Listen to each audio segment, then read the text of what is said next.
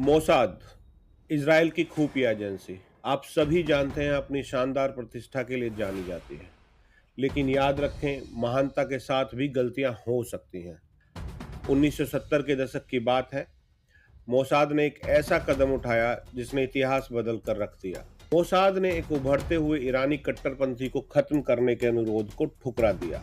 अब आप सोचेंगे कि ऐसा क्यों किया। मोसाद का अपना ओपिनियन था कि वहाँ की अपनी जनता उस कट्टरपंथी को निपटा देगी, और अगर जनता नहीं निपटाएगी तो वहाँ की सेना उस नेता को उभरने नहीं देगी।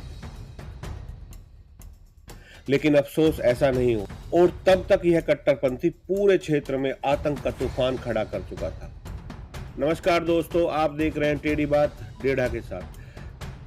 स्वागत है ईरान के इस्लामिक गणराज्य में, एक ऐसा देश जहां क्रूर और हिंसक शासन ने जड़ें जमा ली हैं। सोचिए, मोसाद का यही फैसला उनकी सबसे बड़ी गलतियों में से एक साबित हुआ है। ईरान का यह क्रूर शासक दशकों से अपने लोगों को रोंदता आ रहा है। इस्राइल के साथ जबरदस्त संगठन था। क्या आप जानते हैं 1970 के दशक में ईरान का पश्चिमी देशों अमेरिका, यूरोप और विशेष रूप से इजराइल के साथ जबरदस्त गठबंधन था।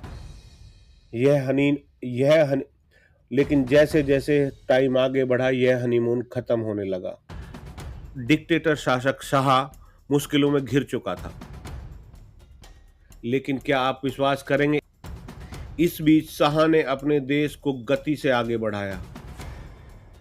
अर्थव्यवस्था की गति को आसमान तक पहुंचा दिया, साक्षरता दर को बढ़ाया और महिलाएं और निवेशक खुशी में झूम उठे। बहुत ही बेहतरीन थी। उनका लाइफस्टाइल किसी यूरोपियन महिला से कम नहीं था। हिजाब की जबरदस्ती नहीं थी, लेकिन परिस्थितियां बदल रही थी। कट्टरपंथी लोग शाह के खिलाफ एकजुट हो रहे थे। हर चमकदार चीज सोना नहीं होता। शाह के शासन की भी अपनी समस्याएं थी। अर्थव्यवस्था बढ़ रही थी, लेकिन साथ ही अमीर और गरीब के बीच की खाई भी बढ़ रही थी। इससे जनता में गुस्सा पनपने लगा और विरोध की आवाज उठने लगी, और शाह को इसका एहसास हो गया था। यहाँ पर आता है असली ट्विस्ट। Ayatollah Khomeini. खुमैनी का व्यक्तित्व अद्भुत था। शाह का सबसे खतरनाक प्रतिद्वंदी। शाह के मानव अधिकारों के उल्लंघनों से नाराज था। वह लोगों के दिलों पर सीधा उतर जाता था। सुधारों को इस्लाम पर हमला मानता था। उन्होंने अपने उग्र उपदेशों से जनता को प्रेरित किया, और जल्द ही ये आंदोलन एक ताकतवर लहर में बदल गया। प्रधानमंत्री ने मोसाद से खुमैनी की हत्या के लिए रिक्वेस्ट की, लेकिन वो नहीं मानी गई। उन्होंने खुमैनी को कमजोर नेता मानते हुए इसमें पार्टिसिपेट करने से मना कर दिया। खुमैनी ने जल्द ही सरकार पर कब्जा कर लिया और एक इस्लामिक शासन की स्थापना की। खुमैनी के समर्थकों ने न केवल आम ईरानियों को निशाना बनाया, बल्कि अमरीकी दूतावास पर हमला कर दिया।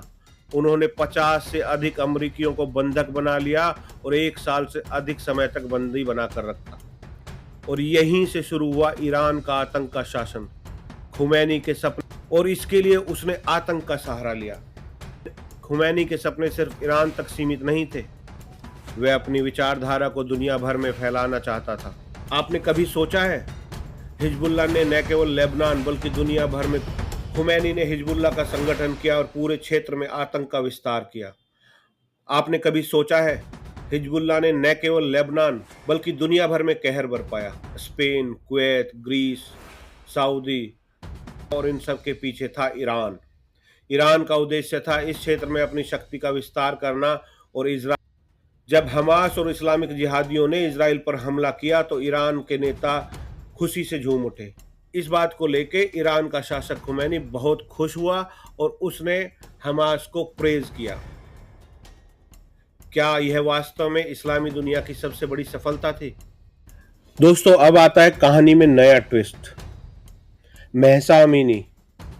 आपने महसा अमीनी लड़की का नाम सुना होगा। महसा अमीनी की दुखद मौत ने ईरान में विरोध की लहर को जगा दिया है। महसा एक 22 वर्षीय लड़की को वहां की मोरल पुलिस ब्रिगेड ने गिरफ्तार कर लिया, उसको टॉर्चर किया और उसकी वहां पर मौत हो गई।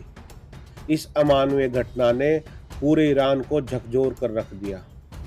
जनता का गुस्सा उबल पड़ा है। लोग सड़कों पर उतर आए हैं। खुमैनी के खिलाफ आवाज बुलंद होने लगी है और आज़ादी की भी मांग अब होने लगी है। लोगों का विरोध अब सिर्फ एक आंदोलन नहीं बल्कि एक ज्वालामुखी बन चुका है। ईरान की जनता तानाशाही और अत्याचार के खिलाफ धीरे धीरे खड़ी हो रही है। वह इस क्रूर शासन से तंग आ चुकी है और बदलाव की मांग कर रही है।